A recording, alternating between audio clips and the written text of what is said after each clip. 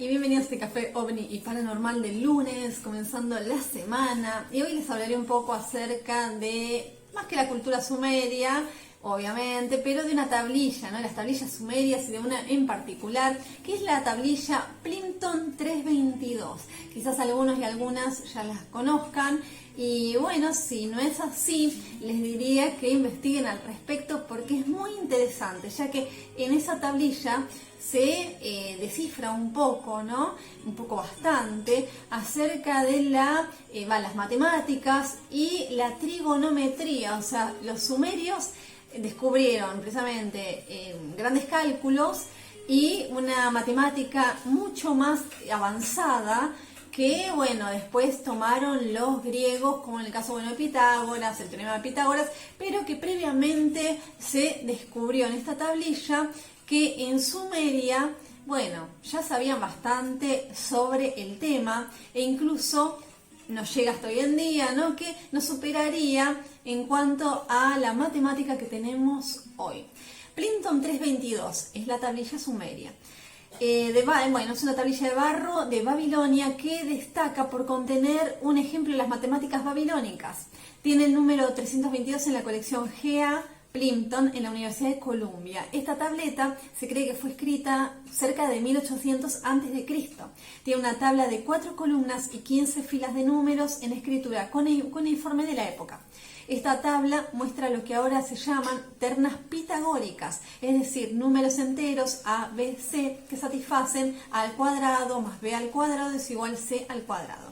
Las tripletas son demasiadas como para haber sido construidas por fuerza bruta, es decir, hechas a mano probando valores desde una perspectiva moderna. Un método para construir tales tripletas es un primer logro significativo, conocido antes solo entre los griegos. Al mismo tiempo, hay que recordar que el autor de la tableta era un escriba. Más que un matemático profesional, se ha sugerido que uno de sus objetivos pueden haber sido producir ejemplos para problemas escolares.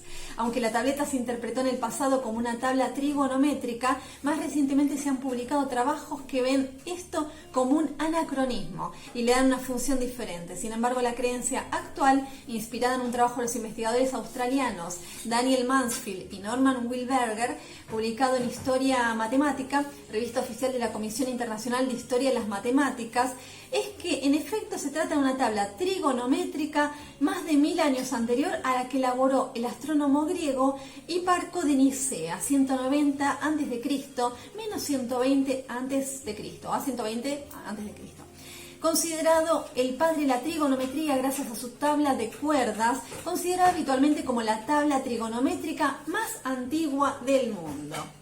La tablilla Plimpton 322 está parcialmente rota, de aproximadamente 13 centímetros de ancho, 9 centímetros de altura y 2 centímetros de espesor. El editor neoyorquino George Arthur Plimpton compró la tablilla a un distribuidor arqueológico, Edgar James Banks, alrededor de 1922 y legó el resto de su colección a la Universidad de Columbia a mediados de 1930. Según los Banks, la tableta vino de Senkere, un sitio en el sur de Irak que corresponde a la antigua ciudad de Larsa. Se cree que la tableta, que fue escrita alrededor de 1800 a.C., basado en parte en el estilo de escritura a mano utilizado para su escritura cuneiforme, Robson 2002, escribe que esta escritura a mano es típica de los documentos del sur de Irak, de hace 4.000 a 3.500 años, más específicamente con base en similitudes con otras tabletas de Larsa que tienen fechas explícitas escritas en ella. Plimpton 322 se puede datar en el periodo de 1822-1784 a.C. Robson señala que Plimpton 322 fue escrita en el mismo formato que otros documentos administrativos de la época, en lugar de un escrito de matemáticas. El contenido principal de la tablilla es una tabla de números con 4 columnas y 15 filas en rotación sexagesimal babilónica.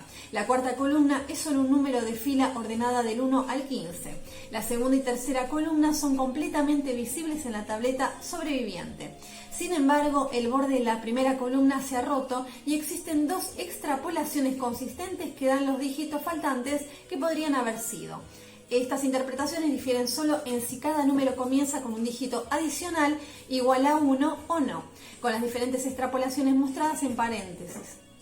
Bien, es posible que las columnas adicionales estaban presentes en la parte rota de la tableta a la izquierda de las columnas. La conversión de estos números de sexagesimal a decimal plantea ambigüedades adicionales debido a que la rotación sexagesimal babilónica no especifica el orden de magnitud del dígito inicial de cada número. Bien, Otto Neubauer 1957, aboga por una interpretación de teoría de números, señalando que esta tableta provee una lista de ternas pitagóricas. Por ejemplo, la línea 11 de la tabla se puede interpretar como la descripción de un triángulo con el lado corto de 3/4 y la hipotenusa de 5/4 que forma el lado. Y bueno, ¿no? Así da algunos cálculos. Bach, 1980, discutió una posible explicación trigonométrica. Los valores de la primera columna se pueden interpretar como el cuadrado del coseno o tangente según el dígito faltante, del ángulo opuesto al lado corto del triángulo rectángulo, descrito por cada fila. Y las filas se ordenan por estos ángulos en incrementos de aproximadamente 1 grado.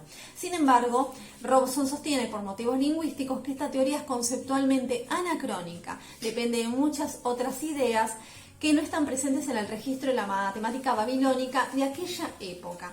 Sin embargo, en 2017, los matemáticos australianos Daniel Mansfield y Norman Wilderberg han corregido dicha interpretación.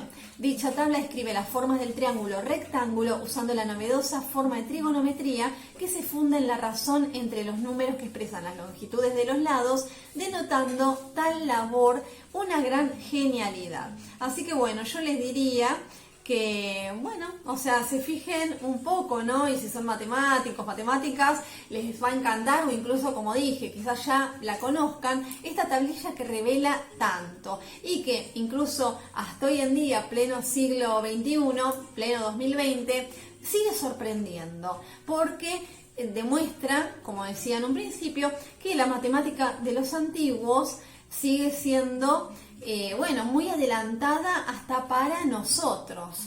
Entonces, bueno, o sea, forma parte de esos enigmas, ¿no? O sea, ya sea, bueno, en este caso de matemáticas, ya sea en el caso de las pirámides, o sea, seres muy adelantados para esa época y que incluso son también adelantados para la nuestra, ¿no? O sea, por eso esas cuestiones no dejan de sorprender y bueno, a mí en particular me encantan. Quería compartirlo con ustedes, espero que tengan un gran día, un gran lunes, un excelente inicio de semana, disfrútenlo y bueno, muchísimas gracias a quienes están en el canal y será hasta el próximo video.